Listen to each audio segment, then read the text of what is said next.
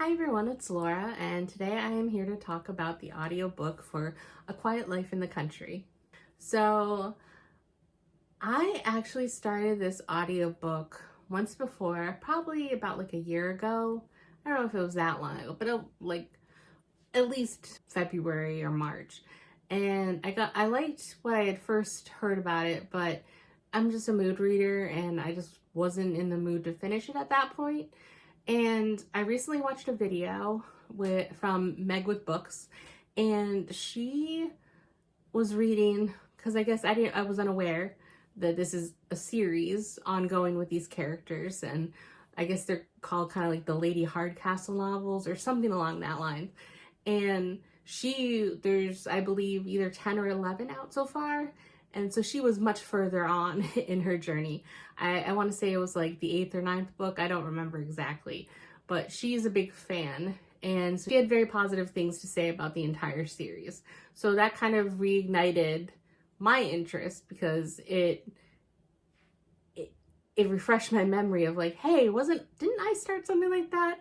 So I looked, I'm on Everend, and like they have quite a few of them on Everend, if not all of them. And so I was like, let me give this another listen. And so it's a very quaint, cozy mystery, and I loved it. So it was exactly what I was looking for, and this was the perfect time for me to read it. I was fully invested in it this time. I love the characters. Basically, the story is of Emily Hardcastle, who is a widow. I believe at one point they said she's around 40, and she is moving to the country from London with her lady's maid, Florence Armstrong. And this takes place, I think, around 1910. I believe it's 1908 exactly, but I could be misremembering the exact date, but around then. And they're looking for a quiet life because it's hinted out. You learn more as the book goes on, but it's hinted at almost from the very beginning that they've had a very unusual and a very adventurous life together up until this point, and that Emily has promised Armstrong that they'll be able to just have a quiet life here. And their banter and their relationship is wonderful because it's not typical of the times. And actually, a lot of the people in the town that they move into kind of look at them askance with what Flo, she's called Flo or Armstrong, but Emily, when they're in private, calls her Flo, and then she calls her Armstrong when they're among people. But what Florence or Armstrong can get away with saying to Emily, and that, they often take meals together in the house, and it's just kind of unheard of for a lady to treat her help that way. And so certain people get used to it, but it's really nice to see the bond and the banter they have back and forth, and it feels like a real relationship that's been developed over time. Because at one point they're asked, and they've been together at this point for about 14 years. So you can feel that in the way they talk to each other, and they kind of, poke fun at the other person. And it's just it was really fun to listen to. And so basically the story is that they move in, and they haven't even fully settled. They're just barely arrived, and they're going on a walk one morning to kind of get the lay of the land. They were going to take a walk into town, but kind of go the long way to enjoy nature, and then,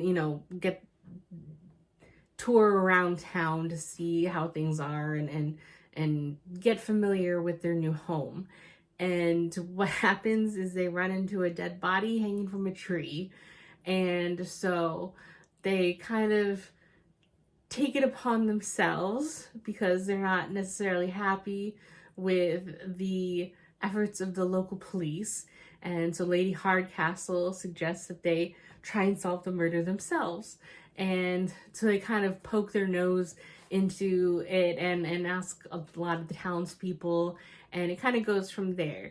And they run into a few other little mysteries along the way, and it almost got a little confusing listening to it in audiobook form, because obviously in a mystery like this, you have to interview a lot of people.